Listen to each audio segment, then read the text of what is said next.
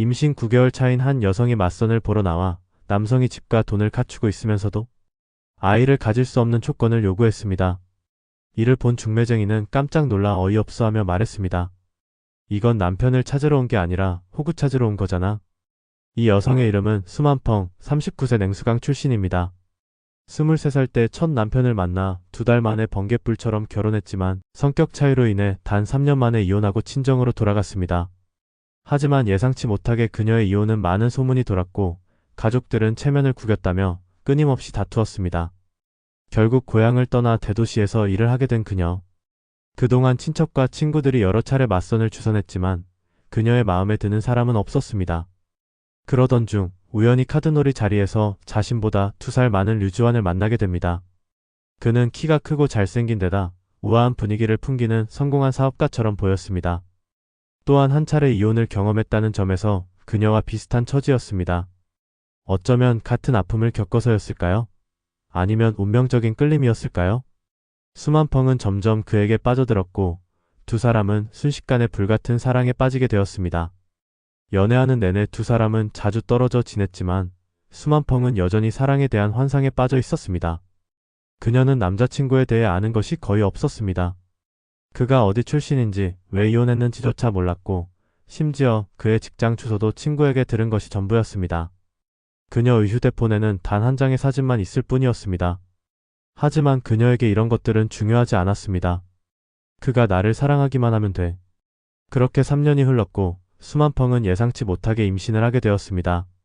그녀는 기쁜 마음으로 이 소식을 남자친구에게 알렸지만 그의 반응은 충격적이었습니다.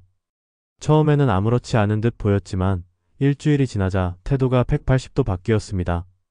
기쁨은 온데간데였고 그는 냉담하게 변했습니다. 전화를 걸어 고민하는 척하더니 결국 말했습니다. 현재는 열심히 일만 하고 싶으니까 아이는 지우는 게 좋을 거야. 수만펑이 설득하려 했지만 그는 점점 연락을 피하기 시작했습니다. 전화를 받지 않고 만나주지도 않았습니다. 결국 완전히 자취를 감추고 말았습니다. 마흔을 앞두고 처음 가진 아이였습니다. 수만펑은 포기할 수 없었습니다. 하지만 가진 돈도 직장도 없었기에 고향으로 돌아갈 수도 없었습니다. 배가 점점 불러오는 동안 그녀는 숙박업소를 전전하며 힘겹게 버텼습니다. 그러던 어느 날 함께 지내던 숙박객들이 조심스럽게 아이 아빠에 대해 물었습니다. 그제야 그녀는 깨달았습니다. 이대로 있을 순 없어. 직접 찾아가서 이유라도 들어야 해. 결국 그녀는 중재인과 함께 친구가 말해준 직장으로 찾아갔습니다. 그러나 그녀를 기다리고 있던 건 생각지도 못한 충격적인 사실들이었습니다. 진실을 확인하기 위해 모두가 보험회사로 향하려던 그때 갑자기 실종된 줄 알았던 류주환에게서 전화가 걸려왔습니다. 수만펑은 그의 냉정한 목소리를 들으며 순간 움찔했지만 마음 한편에는 여전히 미련이 남아 있었습니다. 대체 왜 이렇게 변한 거야? 우리가 함께한 시간들은 다 거짓이었던 걸까? 마지막 희망을 품고 그녀와 중재인들은 보험회사와 지역 민정국 결혼이혼 관련 기관을 찾아갔습니다. 그리고 거기서 마주한 진실은 또 한 번 그녀를 무너뜨렸습니다. 류주환의 가정 형편은 평범했고 전처와의 사이에는 이미 아이가 하나 있었습니다. 그들이 한때 이혼한 것은 맞지만 이혼만 했을 뿐 함께 살고 있었다는 사실이 밝혀졌습니다. 주변 사람들 눈에는 여느 부부와 다름없었고 게다가 전처는 현재 둘째를 임신 중이었으며 두 사람은 재결합을 앞두고 있는 상황이었습니다. 거의 4년을 함께했던 시간, 쉽게 지워지지 않는 아픔과 배신감. 그리고 이제 자신과 아이가 그 남자의 재결합을 가로막는 장애물이 되어버렸습니다. 마지막까지 남아있던 희미한 기대마저 산산조각이 났습니다. 수만펑은 결국 익숙한 숙소로 돌아가 오열했습니다.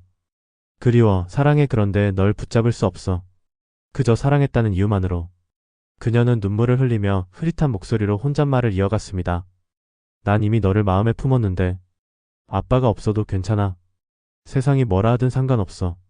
너가 어떤 이유로 태어났든 너가 내 곁에 있어준다면 난 기어코 널 세상에서 지켜낼 거야.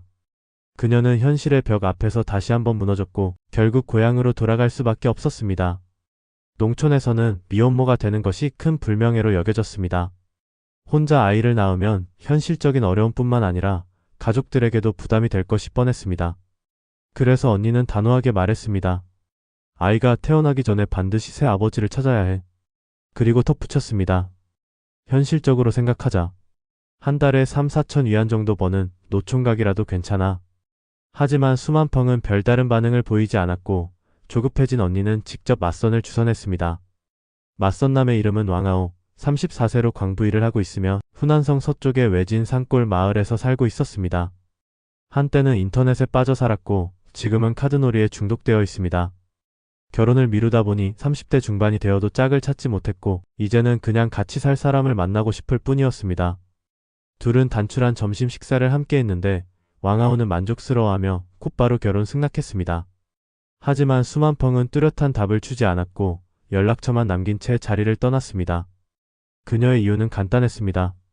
나이가 너무 어리고 도박을 좋아하고 가장 중요한 건 나처럼 돈이 없다는 거야. 가족이 주선하는 맞선에 만족하지 못한 그녀는 결국 고향을 떠나 결혼정보회사를 찾았습니다. 그녀가 원하는 조건은 다음과 같았습니다. 키 160 이상, 나이 50세 이하, 월 수입 4천 위안 이상, 집이 있어야 함, 아이를 가질 수 없는 남성. 직원은 한숨을 깊게 내쉬었습니다. 좋은 소식은 이 결혼정보회사는 중고소득층 맞선을 전문으로 했다는 것입니다. 회원들은 대부분 대졸 이상, 월 수입 5천 위안 이상이며 창사의 집을 구매할 능력이 있거나 이미 집을 소유한 사람들이었습니다. 나쁜 소식은 현재 회원 중 임신한 여성을 받아줄 사람은 없었다는 것입니다. 직원의 조심스러운 말투를 들으며 수만펑은 상황을 깨달았습니다. 여기서는 힘들겠구나. 작은 결혼정보회사라도 가봐야겠다. 하지만 어디를 가든 반응은 비슷했습니다. 아가씨세요? 아니면 결혼 안 한 엄마? 아니면 결혼했다가 혼자가 된 거예요? 그럼 아이는? 이런 조건이면 출산 후에 다시 오는 게 낫겠어요. 가족들은 서로 책임을 떠넘기며 관심을 주지 않았고 맞선은 계속 실패했습니다. 결국 마란산에 작은 원룸을 얻고 혼자 출산을 준비하기로 했습니다. 같은 집을 나눠 쓰는 세입자는 젊은 부부였는데 아내는 둘째를 출산한 후 집에서 아이를 돌보고 있었고 남편은 퇴근 후 가족을 위해 저녁을 준비하며 아이를 보살폈습니다. 그들은 작은 공간에서 알콩달콩 행복하게 살아가고 있었습니다. 수만펑은 그들과 마주치는 것이 어색해 혼자 방 안에 틀어박혔습니다. 책을 펼쳐 들었지만 글자는 머릿속에 들어오지 않았습니다. 음식을 입에 넣어도 아무런 맛도 느껴지지 않았습니다. 그녀는 그렇게 홀로 외로운 시간을 보내고 있었습니다. 그날 새벽 1시 30분, 수만펑은 갑작스러운 불규칙한 진통을 느꼈습니다. 예정일보다 빨랐지만 상황이 심상치 않았습니다. 프로그램 제작진은 급히 그녀를 병원으로 이송했습니다. 그러나 가진 돈이 없었고 일반 병실은 이미 만석이었습니다. 결국 그녀는 홀로 병원 복도의 의자에 앉아 출산을 기다려야 했습니다. 곁에서 지켜줄 가족도 출산 경험도 없던 그녀는 두려움에 휩싸였습니다. 다행히 이튿날 아침 병원에서 임시 병상을 마련해 주었습니다. 그때부터 본격적인 진통이 시작되었고 15시간 동안 극심한 고통을 견딘 끝에 겨우 자궁문이 1cm만한 손가락 크기가 열렸습니다. 곧바로 분만실로 옮겨졌고 그 소식을 들은 창사에 살고 있던 이모가 급히 병원으로 달려왔습니다. 생사의 경계에서 자궁문이 5cm까지 열리자 수만펑은 자연분만을 시도했습니다. 그러나 출산이 진행될수록 혈압이 비정상적으로 상승하며 난산 위험이 커졌습니다. 머리 조심하세요. 힘내요. 멈추지 마세요. 조금만 더. 하나, 둘, 셋. 그러나 시간이 흐를수록 그녀의 심박수는 점점 약해졌고 외치는 목소리도 점점 희미해졌습니다. 만약 아기가 더 늦게 나오면 태아가 산소 부족에 빠질 위험이 있었습니다. 병원 측은 즉시 추가 의료진을 투입하여 촉진제를 사용했고 모든 비필수 인력을 철수시키며 긴급분만 모드에 돌입했습니다. 27시간의 사투, 그리고 한 생명의 탄생. 그리고 무려 27시간의 사투 끝에 수만펑은 딸을 품에 안았습니다. 그녀는 눈물과 땀에 젖은 얼굴로 작고 연약한 아기를 바라보며 기쁨과 불안이 뒤섞인 감정에 휩싸였습니다. 앞으로 어떻게 살아가야 할지, 어떤 미래가 기다리고 있을지. 그녀는 아무것도 알 수 없었습니다. 하지만 한 가지만은 확실했습니다. 이 아이는 이제 세상에 태어났고 그녀는 이 아이의 엄마로서 살아가야 한다는 것. 자신을 소중히 여기고 사랑을 쉽게 허락하지 마세요. 사랑을 시작하기 전에 깊이 생각하고 신중하세요.